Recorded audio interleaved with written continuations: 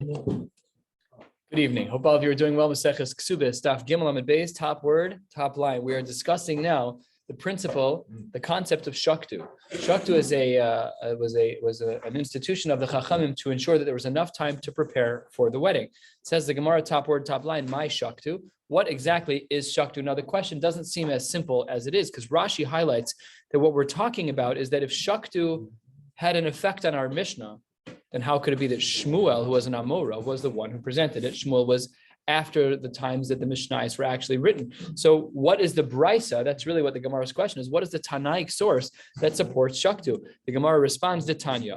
Why is it that a woman who's never been intimate should get married on Wednesday? And the Gemara responds, so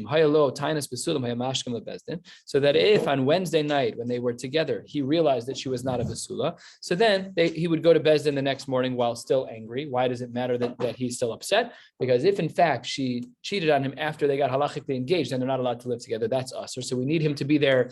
We don't want her to woo him and try to convince. No, none of that. We need to make sure that they are not married if in fact they end up needing to get divorced. Says the Gemara, as all part of the Brisa, maybe they should do the same thing and get married on Sunday night because Beis Din's coming on Monday. So we already spoke about this. And says the Gemara, that's where we apply shaktu. And this is all part of a brisa, 5 lines down. Gimel Amud Beis. Shaktu chachamim al takanos benos Yisrael shehei adam torech b'suda shlosha yamim echad b'Shabbos v'sheni b'Shabbos v'shlishi b'Shabbos. That we should have ample time for someone to prepare for the wedding. That's why we don't have a couple marry on Sunday. U'b'Revi konsa, and they get married on a Wednesday. Then the Gemara adds in something we don't know what it means yet. The Gemara says, from the time of the sakana and onwards, nahagu ha'am lichnos b'shlishi, we pushed the marriage earlier by 1 day instead of Yom Revi'i, which is the standard. They get married on Tuesday night. Lo michud biyadam chachamim, the chachamim agreed because there was a sakana. What was the sakana? We don't know yet. We'll see shortly. Ubesheni lo yichnos, you should never get married on a Monday. V'im machmas ha'ones, if there was an ones that was taking place, then mutter, then it would be permissible to marry on a Monday. The Brisa continues. Umafrishnes achasa min akala leile Shabbos tchila mipnei shu oseh chabura. This is a halachic technical issue, which is that if the first time that a couple will be intimate, obviously she would have to be a basula for this to be relevant. They're not allowed to be intimate on Shabbos because that is creating a chabura, and creating a chabura which causes for bleeding, even according to some poskim, just causing for the collection of blood at the skin, even without piercing the skin, could be an isur d'oraisa. So let's say you punch someone really hard and you cause for a bruise on their shoulder, that may be an isur d'oraisa. So here, tashma shamita, for a woman who's a basula, so the basulim will be broken, she'll bleed. That's a chabura. We do not allow for that to take place on Shabbos. Why do we not have a seido chelosas? These are good shilas for lumdus, not for now. This also is all connected. There's no bracha on the mitzvah of ona. This is what the poskim write, is that even though the mitzvah of ona is a mitzvah saseh shel Torah, for a husband to be available for intimacy for his wife, but there's no bracha b'asher kiddushanu b'mitzvah sav v'tzivanu al mitzvahs ona. So the poskim discuss why that is the case. Anyways, let's analyze this brisa. We asked the question of my shaktu and we answered. Now let's analyze this brisa. My sakana. What is the sakana that was being referred to in this brisa? Ilema, if the sakana was the amri b'sula nisesim arvi teharig, if you're saying that on that day we're afraid that she would be killed because of the anti-Semites in the room, then says the Gemara, then why does the Mishnah say that nohagu, that they had a custom? If people were getting killed on Wednesday nights, there's no minhag to do the wedding on Tuesday night. That's when you kind of call things quit. Okay, we need a plan B, right? Shockingly, the Gemara says that what actually is the sakana is it's far off, but not that far off. Says the Gemara, it can't be that they're being killed because then legamre ne'akre, then we should uproot this takana derabbanan to get married on Wednesday altogether. So Amar Rabba to Amre, this is a well-known idea we've heard before in Shasta. De Amre besula hanises b'yom haravi tiboy lehegmon tchila. There was a time in our history when every time a Yiddish Shemeda was getting married, she first had to be with the local governor, whoever was in charge, the non-Jewish person. Says the Gemara, look, I understand it isn't wonderful, I understand, but everybody came back safe. Hi sakana, it's not pikuach nefashos. Why are you calling it a sakana? It's an ones who. So it says the Gemara, mishum deikatznuos to masr nafshay lekatala va'asim sakana. Because even though you're right, it's an ones. Even though you're right, it's an ones. But there were some Jewish frum women who are like, absolutely not, I'd rather die. And people were letting themselves die without the need for them to die. Tosfos asks, Yeharig Val Yavor. This is Tosfos the Rask of Velidrosh Lahu de One Shari. So if you look 5 lines into that Tosfos says a bomb of an idea, but tirates Rabbeinu Tam the Ein Chayav and Misal Beilas Goy. The Rachmana Afkare Lazare de Goy the Chsiv Zirmas Susim Zirmas. What? You have the word God. Yes. I have the word mitzvah. I have history also. Mitzvah. It's an older Gemara. Okay. I have the Oz V'Hadar. Yeah. Which is probably. By the way, the Gemara in Yevamos referred to this person as a Mitzri. When we were learning the sugyas in Yevamos, when we referred to the guy, he was referred to as a Mitzri. So, but that might have just been the censors, and the Oz V'Hadar is bringing us back here. The Ein Chayavin Misa Al Be'ilas Guy. Now I want to see the footnote here because I didn't look. So this is different. It does even here he doesn't say Mitzri. It looks like Mitzri was never really part. Oh, hold on 1 second. V'chein hu goy b'makom mitzri kam lahalan b'chol hadibur b'chol hadfusim yeshanim. Yeah. Everywhere it says the word mitzvah, should say God. Correct. Makes sense. Correct. The mitzvah probably weren't even doing it. No, this was no, but the term mitzvah when we were learning in Yevamos, when we were learning the sugyas of whether or not a woman who slept with a goy, whether or not the kid was a mamzer, the sugya we learned in Yevamos, the language was always mitzri. I'm just wondering if, again, like it was just a censorship issue. Right, yeah. So the Yidden were like, just write mitzri. Everybody knows what's going on. You know? It's not like Moab and Ammon, which is complicated, which they have like different generations. Okay, so that's what the Gemara says, is that Hai Sakana Ones, which says the Gemara that there were women who were dying unnecessarily. The Lidrosh, the Huda Ones Shari. So get up in shul and say, listen, it's a terrible circumstance. We understand. What are you supposed to do? It's an ones. You need to let it happen. It's an ones. So says the Gemara, you can't say that publicly. Why? Because ikaprutzos. Because there are some women who would engage and embrace the opportunity, and that's inappropriate. We can't do that because then once they're willing to be with the guy, with that person, then it's not an ones anymore. That's a big problem. And also the economy kohanos. That's a big problem. If a man is marrying a woman and the man is a kohen and his wife was just violated by this goy, that she was raped and they can't be married anymore. What's the fear that the Jewish person would want to be with the goy? So if we get up in shul and say, listen, Rabbosai, it's not gishmak, but it's an ones. If it has to happen, it has to happen. But there are women who are prutzos who would say, great. And if they do that, then it's not an ones. What do you mean? So we would change the date? I understand. Like what happens that we would have to make it? What we're saying right now, our concern, the reason when we said sakana that we have to move from Wednesday night back to Tuesday night was because of this hegmon, because everyone had to sleep with this particular person. So that was the case that we called that was the case that we were calling a sakana. And then the Gemara says it's an ones. And then we said, actually, it is a sakana because people are killing themselves. Therefore, we have to move back a day.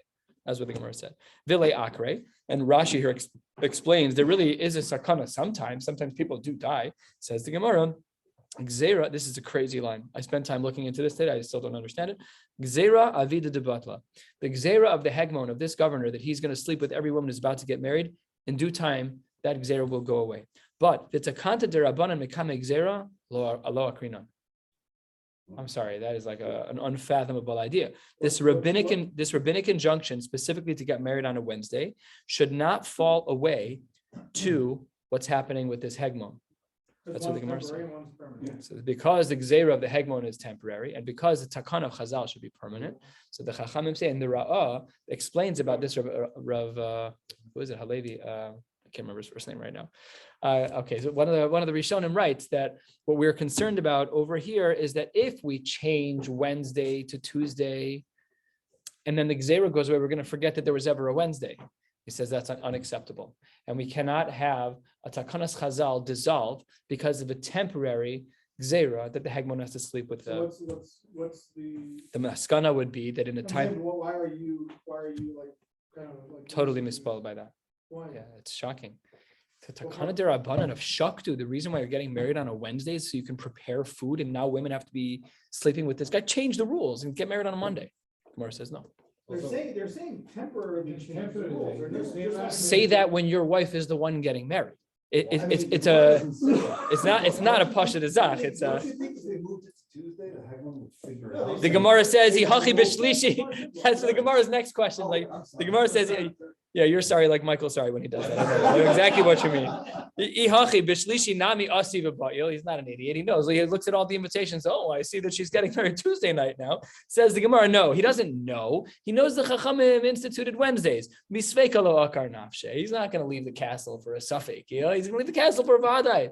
Okay, so that's what the Gemara says. I agree. I have a question I asked as well. He's not going anywhere. He's not leaving. They're bringing the kala, whatever it was, in a white dress. Whatever the case may be. Oh, so you bring a raya to Kesubos Daf Gimel on the base. Sing the song. Marv is going to come and pass. I'm just letting you know. I hope you daven Marv. Oh, we can daven our own Marv. We'll deal with that later. Okay. Then the Gemara says all of that is sugya number one about what sakana means. And then the Gemara says, going back to that brisa that we learned at the top of the page about shaktu, 2/3 of the way down, the Gemara says, we said, you cannot get married, but the machmas ones mutter. But if there was an ones, then you are allowed to get married on a Monday. My ones. What's the case of ones? Ilema had amran. If the ones that you're talking about is this hegmon, says the Gemara, hasam karle sakana b'hachi karle ones. That can't be the same thing. The sakana is obviously different than an ones. The sakana was the hegmon, and the ones is something else. And also Vesu, Hasam, by the case of sakana, it said nahagu, and hacha, it says mutter. So what is going on here? Amar Rava. Rava says the case of ones is the Amar Sar Tzva Bala'ir. We know that there are troops coming to town. Rashi says they're going to take all of the food for the wedding. And if you know that that's going to happen, so then make the wedding on Monday so that you end up still having all of your food. Hey Chidami, what's the case? If they're going to come to town and then they're going to leave again 2 days later, we have this in our laws, like the quartering act, like you're supposed to house people when they come to town. It's not really so practical. We have hotels, but whatever the case may be, says the Gemara. Maybe they'll come and go. Says the Gemara, no, lo tzricha da'asiva kava. We know that they're going to be there. And if that's true, says the Gemara, begimel miha lichnos. Why can't they get married on Tuesday? Because asparva didei begimel ka'asu. Because the troops who come before the Sar Tzava is, his henchmen, who come earlier, they're there a day earlier ka'asu. They're there on Tuesdays, and therefore we have to push it all the way back to Monday. And then it's mutter. That there's another reason. My machmas onus. Why is it that we sometimes have to push a wedding back to Monday? This is going to get us into a full blot sugya, and the Gemara says Kedetanya. All the bread was baked. All the animals were shechted for the wedding. All the wine has been diluted. And then same gendered parent dies. The groom's father, the bride's mother dies, and specifically them, as we'll soon see. Before the mace is buried, the mace is put into another room. They rush the chassan and kala to get married before there is a burial, because now before the burial there's no Isser Tashmish Shamita, but once there's a burial you're in Avel, and during Avel this isn't Isser Tashmish Shamita. So says the Gemara, then Uboel, then they have Ubal Bilas Mitzvah, Uporesh, and then they have Tashmish Shamita, and then after Tashmish Shamita we pass in this way, is that even if there's no dam, we assume that a woman is in Nida after the first time they have Tashmish Shamita, because the Gemara writes somewhere, can't remember where, maybe in Nida, I can't remember. The Gemara says that dam mivla bala, that if a woman was in fact a basula and they had tashmish shamita, there's a halachic assumption that she had blood, and if we can't find it, it means that the body reabsorbed the blood. That's what the Gemara says. Are you? So onen would be allowed to or not? Well, let's learn the rest of the Gemara. And the Gemara seems to imply that from here. And then the Gemara says, uporish, they would separate from one another. Rashi adds in, v'yikberu es ha-mace, then they actually bury the mace. And then back in the Gemara, top line, dalam and v'noeg shivas yimei mishta, then they keep the shivas yimei mishta. Wow, how is that possible? And v'achar kach noeg shivas yimei avelis. They don't overlap. They're staggered, one next to the other. Shivas yimei simcha first, followed by shivas yimei avelis. V'chol osan yamim, during all of those days, who yashen bein ha'anashim, v'hi yashen bein ha'anashim. They sleep in separate rooms. She sleeps in the girls' room, and he sleeps in the boys' room. They don't share a bedroom. Ve'ein monen tachshitim min hakala kol shloshim yom. She's allowed to be dressed nicely as a kala. She's allowed to be dressed beautifully, even though had it been a regular shloshim, she would not be allowed to be wearing that. Fine. End of scene. That's what we now say is the case of ones. So when we asked our case in the ones, when they get married on a Monday, that's when one of the parents died on Monday. They're like, shoot, let's get them married right away, right now. Whatever food we have, get them married. They should have tashmish shamita, do the burial, and then, like the Brisa just said, that's what we are saying is the case of ones. The Gemara analyzes this Brisa 5 lines down and says, the dafka aviv shel chassan u'imah shel kala. It's only specifically where the genders align, where the groom's father died, or the bride's mother. Because these people carried the weight. The groom's father took care of all of the food, and the bride's mother took care of all of her needs, makeup and clothes and hair, like we have now. It's a pretty similar. When I remember my dad said, like, how do you do a successful wedding? Close the mouth, open the checkbook. That's usually the right way to go. I've heard you say that many times. And oh, you were okay. All right, very good. Very good. That's a good Mari Malcolm right there. Very good. So that's what the Gemara says. It has to be the same genders. The Leiki Inish Tatarach Lahu. Aval Ipchalo. Had the groom's mother died and had the bride's father died, no, the wedding is not on Monday. The wedding is postponed. Huge difference, right? Because these people are not the critical people. Fine. This is only true that we allow the marriage to be pushed earlier if they actually started to add water to the meat, which was their cooking part of it, because after you add the water, you can't put it back. And then you should sell it and don't make the wedding earlier. We were primarily concerned about the loss of food. In a larger city, don't worry. Even if you put water al gabe basar mizdaban in a big city, there's another wedding going. There's got one on a Teres Ayala, you got one going on in, I don't know. It's only a Teres Ayala recently, but let's just say in theory that there were other wedding halls that were busy. Fine. Then you could resell the meat in a city like ours. You could probably resell the meat in a heartbeat. You'll call the Chicago Chesed Fund and you'll say, would you like to buy this off of me at 90 cents on the dollar? Sure, no problem. Amar Papa ubikfar, in a small city, even if you didn't add the water to the meat, you will not be able to sell it, and therefore the wedding should continue. So asks the Gemara, I don't understand because it's either a big city or a small city, but how can you say this simple idea that if you just add water, doesn't it depend on the size of the city? The Gemara responds, defending him, Amar Abashi, Rav Chizda really does make sense. It's that medium-sized town. It's not really the big city. It's not really the small city. Today, with my cap of the OU, is it a community like Chicago that has 90 shuls? No, we're not talking about the big cities. Is it Omaha, Nebraska with one shul? No, maybe it's Cincinnati that has 3 shuls, 4 shuls.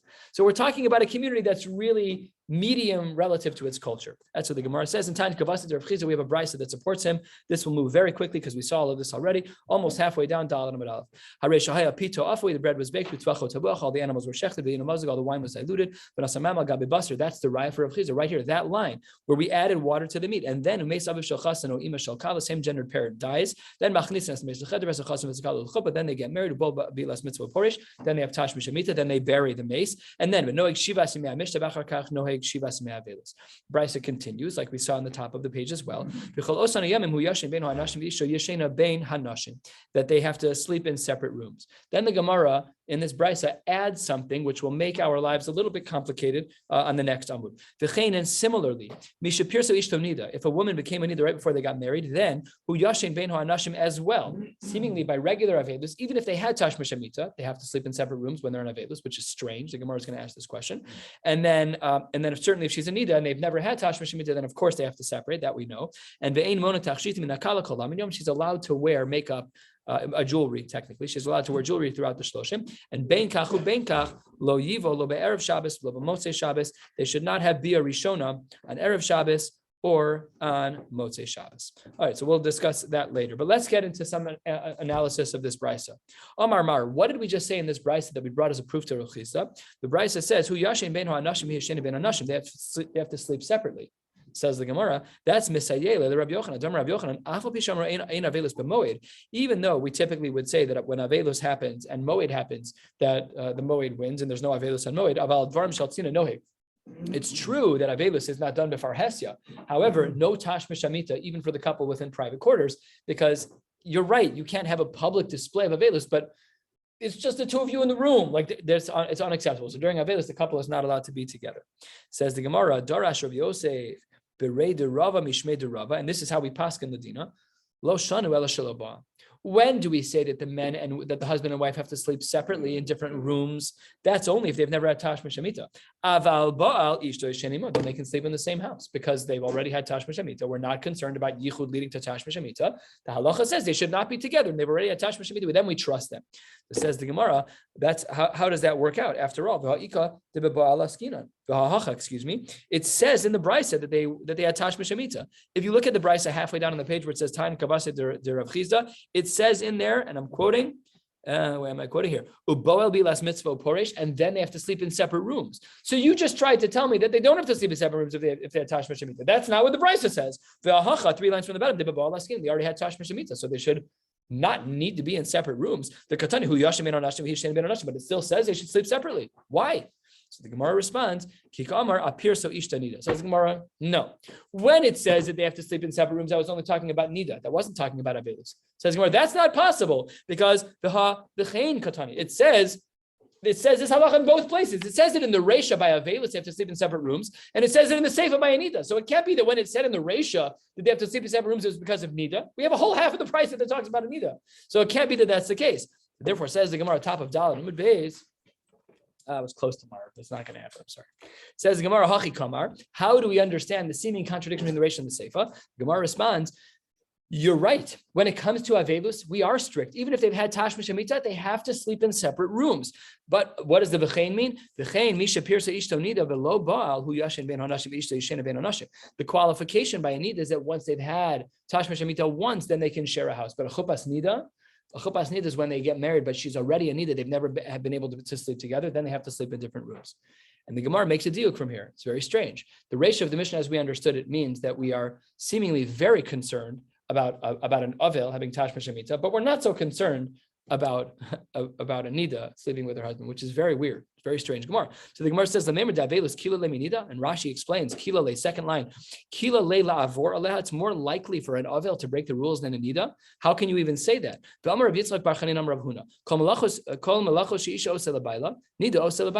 when there is a woman who typically during non-nida times would service her husband with things around the house, a nida can do the same, chutz, with the exceptions of the miziga sakos, of diluting a cup of wine for him. She would set the bed for him. She'd make the bed, and sometimes if the bed is made in a certain way, he understands that's inappropriate. It's considered inappropriate.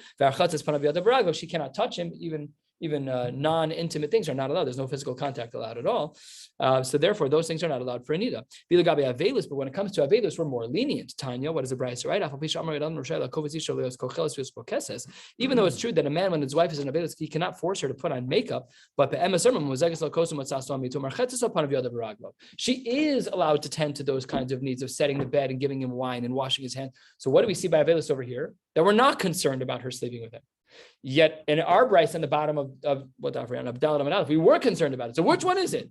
Are we concerned that when you're in Avelus that you're going to possibly do something wrong, which is why our Bryce on the bottom of Dalet Aleph says that they have to sleep in separate rooms? Or are we not concerned, like we have over here on Dalet Beis, and therefore she can even wash his face, hands, and feet? Which one is it? How concerned are we about Avelus? Says the Gemara, Lokash, a quarter of the way down, Kan be'Avelus tidei, Kan be'Avelus tida. Well, it depends. If it's his Avelus, we're concerned. If it's her Avelus, we're not concerned. Says the Gemara, that answer does not make any sense. What does our Bryce say on Dalet Aleph? The Aviv shel chasan, o ima shel kalak tani. You cannot make a distinction between his avelus and hers when the Brisa says in both cases. Bad answer. So then it says the Gemara, no. When the Gemara says him or her, kiktani ashe'ara, it's talking about everything else. But by tashmish amita, there is a difference between him and her. Says the Gemara, really? Umi shiny ben avelus tidei lavelus tida.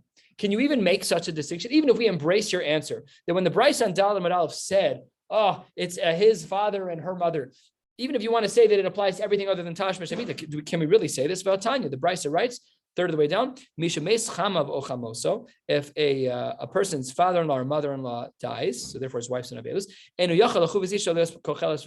says he cannot ask his wife to put on makeup and dress up nicely. He turns the bed over. They don't sleep on the bed together, and he treats her be'avelus. And then what does the Brisa add? The same is true for her if she loses her father-in-law or mother-in-law. She cannot put on makeup for her husband. So what do we see?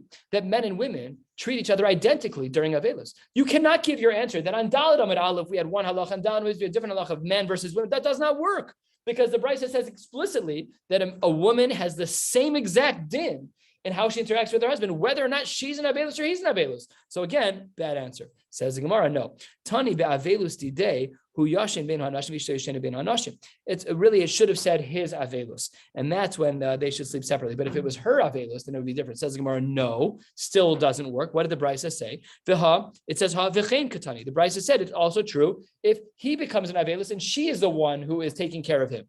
It doesn't matter. In all cases, these distinctions do not work. Didei and dida, no distinction. Says the Gemara, no. When it was talking about the woman that she cannot be kocheles or pokeses, that she cannot dress up nicely for her husband, what was that talking about? That was talking about akichol be'apirchos, only about her adorning herself with makeup. That's all it was talking about.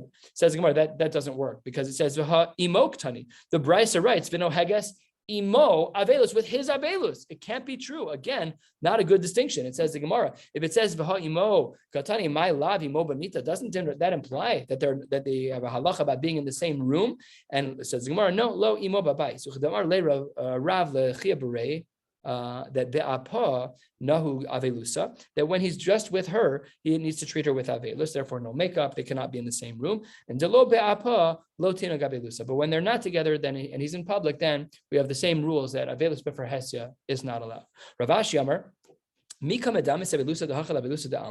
how can you even compare avelus in this case, where the groom's father or the bride's mother dies on Monday, versus a regular case of avelus? Avelus to alma chamir. General avelus is very strict. There we don't have a concern a person's going to do anything wrong. But avelus to hacha, kevan de akilu be rabban, and the chachamim were very lenient with them in this case. You're getting married, you're having tashmish amita before the person's even buried. So it says the Gemara, there are asi lezilzule. They asked the Gemara, my kula, what kula were you concerned about? Were you concerned about the tashmish amita? That was mutter. Why? Says the Gemara. This was Michael's question.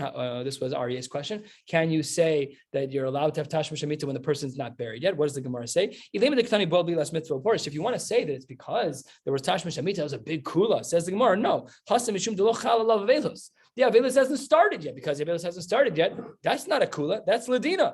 According to Rabbi Lazar, when does the avelus status kick in? That's when the mace leaves the house. And either Rabbi Yeshua until the actual container in which the mace is put in is actually covered. Either way, it was mutter for what happened over here. That's not a kula. That's ladina. It's socially off. It's socially poorly timed. It's not the time for tashmish amida, but it's mutter. It's mutter, and under the circumstances, it was fine. Says Gemara, no. What was the kula we were concerned about? And with this, we will close out the katani. It's a very strange format. What were we making? That you have the shiva simei mishta before the avelus. That's a big kula. Therefore, we were concerned about this, and that's why the Gemara says as it does. We'll stop right here, picking up again tomorrow night with Daf Hey. Wishing you all a beautiful night.